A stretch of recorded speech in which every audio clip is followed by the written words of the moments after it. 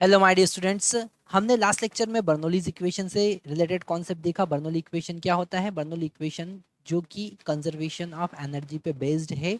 यहाँ पर pressure energy, kinetic energy per unit volume, potential energy per unit volume, इन तीनों का सम जो होता है कांस्टेंट होता है, इसलिए ये कंजर्वेशन ऑफ एनर्जी पर बेस्ड है।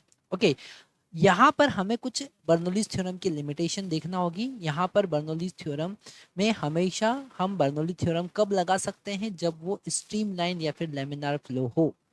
क्योंकि अगर वो स्ट्रीमलाइन फ्लो नहीं होगा, वहां पर टर्बुलेंट फ्लो होगा, इसका मतलब वो विस्कस फ्लूइड है, और विस्कस फ्लूइड है मतलब कि वहां पर रेजिस्टिव फोर्स लग रहा है जिसमें हीट का लॉस हो रहा है। तो वहां पर कंजर्वेशन ऑफ एनर्जी आप यूज नहीं कर सकते हैं, इसलिए बर्नौली थ्योरम वहां पर यूज नहीं कर सकते। This is the limitation of Bernoulli's theorem. तो ये सारे कॉन्सेप्ट हमने देखा, बर्नौलीज थ्योरम के से रिलेटेड सारे कॉन्सेप्ट हम देख चुके हैं, डेरिवेशन देख चुके हैं। अब हम बात कर रहे हैं बर्नौलीज थ्योरम से रिलेटेड जेई में आए हुए क्वेश्चन, और हम यहाँ पर 2023 के ही क्वेश्चंस देख रहे हैं। तो सबसे पहला क्वेश्चन हमारे पास 28 जून, मतलब सेकंड शिफ्ट में, सेकंड फेज में आया हुआ क्वेश्चन है। क्वेश्चन में 2023 का क्वेश्चन है ना।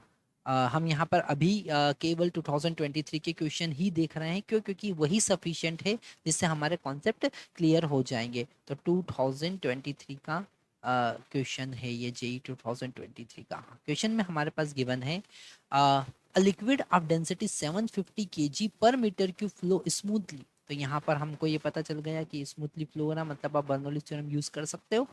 Cross section area A1 is equal to 1.2 into 10⁻², metre square to A2, है ना। दूसरे क्रॉस सेक्शन एरिया पे फ्लो हो रहा है। A2 का वैल्यू A1/2 है। The pressure difference between wide and narrow section of pipe is 4500 pascal, है ना। 4500 पास्कल है। The rate of flow of liquid is, हमको क्यू फाइंड करना है। तो यहाँ पर क्यू फाइंड करने के लिए हम क्या करेंगे? क्यू फाइंड करने के लिए हम यहाँ पर वेलोसिटी फाइंड करेंगे, है ना।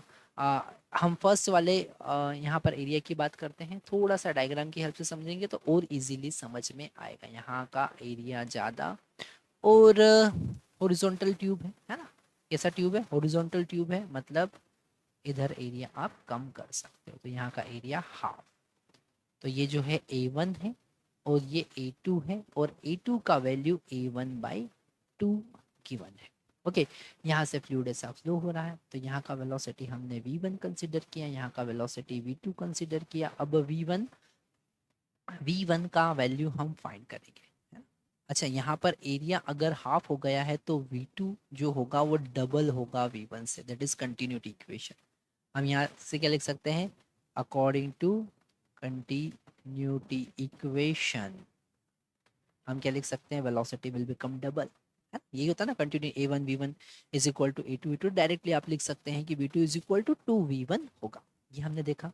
अब हम यहाँ पर बर्नौलीज थ्योरम लगा रहे हैं। बर्नौलीज थ्योरम क्या कह रहा है कि pressure P1 plus kinetic energy per unit volume, that is half rho V1 square is equal to pressure P2 plus 1/2 row V2 square. अब यहाँ पर आप क्वेश्चन जरूर पूछ सकते हैं कि सर यहाँ पर आपने रो जी एच क्यों नहीं लिया? क्योंकि हॉरिजॉन्टल ट्यूब है, यहाँ पर हाइट डिफरेंस नहीं है, इसलिए हमको यहाँ पर पोटेंशियल एनर्जी की बात नहीं करना है। ठीक है। अच्छा, आप यहाँ पर बताइए कि यहाँ V1 का वैल्यू अगर कम होगा तो यहाँ का जो प्रेशर P1 है और यहाँ का प्रेशर P2 है, तो कौन सा ज़्यादा होगा?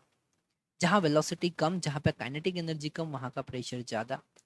ओके, तो P1 is greater than P2। तो यहाँ पर उसने यही कहा है कि वाइड और नेरो सेक्शन का जो प्रेशर डिफरेंस है वो है 4500। ठीक है। तो यहाँ पर जो प्रेशर डिफरेंस हमको मिल रहा है P1 - P2, P1 - P2 हम करेंगे is equal to 1/2 row. V2 का वैल्यू हम यहाँ पर पुट कर देंगे 2V1, तो 2V1 का होल स्क्वायर, और ये वाला टर्म हम राइट हैंड साइड लेकर आएंगे तो 1/2 रो V1 स्क्वायर। ओके, यहाँ पर P1 - P2 का वैल्यू कितना पुट करेंगे? 4500। ओके, इज इक्वल टू 1/2 रो का वैल्यू कितना दे रखा है? 750। तो यहाँ पर 750 रो हमने कॉमन ले लिया। ओके, V1 तो यहाँ पे 2 का स्क्वायर होगा तो 4V1 स्क्वायर हो जाएगा माइनस V1 स्क्वायर। ओके, तो ये यहाँ पर 3V1 हमको मिलेगा। यहाँ पर इसको और आगे सॉल्व करेंगे तो एक जीरो तो यहाँ पर कैंसिल कर देंगे, है ना। इसमें 2 का मल्टीप्लाई करेंगे 450 + 450 900 हो जाएगा। तो 900 इज इक्वल टू 75 और इंटू 3 V1 स्क्वायर। ओके, अब आगे बढ़ते हैं। यहाँ पर अगर हम इसको कैंसिल करें तो ये हो गया हमारा 300। कितना हो गया? 300। तो V1 स्क्वायर का वैल्यू आया 300 डिवाइडेड बाय 75, है ना। इसको अगर हम 5 से कैंसिल करते हैं तो ये हो जाएगा 60 और ये हो जाएगा 15, है ना। ये हो जाएगा 15, ये हो जाएगा 4, है ना। इसको कैंसिल करेंगे तो V1 का वैल्यू आ जाएगा 2 मीटर पर सेकेंड। कितना आ जाएगा? 2 मीटर पर सेकेंड। पर हमको यहाँ पर फ्लो फाइंड करना है ना। हमको क्या फाइंड करना है? फ्लो। और flow Q is equal to area of cross section A1 into V1 होगा। और A1 का वैल्यू यहाँ पर दे रखा है, तो Q is equal to A1 का वैल्यू कितना? 1.2 इंटू 10⁻⁻²। और यहाँ पर V1 का वैल्यू कितना है? 2। तो हम यहाँ पर लिखेंगे 2.4 इंटू 10⁻⁻²। ठीक है, आगे देखते हैं। इसको आगे सॉल्व करेंगे तो ये हो जाएगा 24 इंटू 10⁻³ मीटर क्यूब पर सेकेंड। तो यहाँ पर हमारा आंसर आने वाला है 24। आप लिखेंगे यहाँ पर फिल इन द ब्लैंक्स में लिखेंगे 24। कितना आया? 24। नेक्स्ट क्वेश्चन एक और हम देखते हैं जो जेई से रिलेटेड क्वेश्चन है।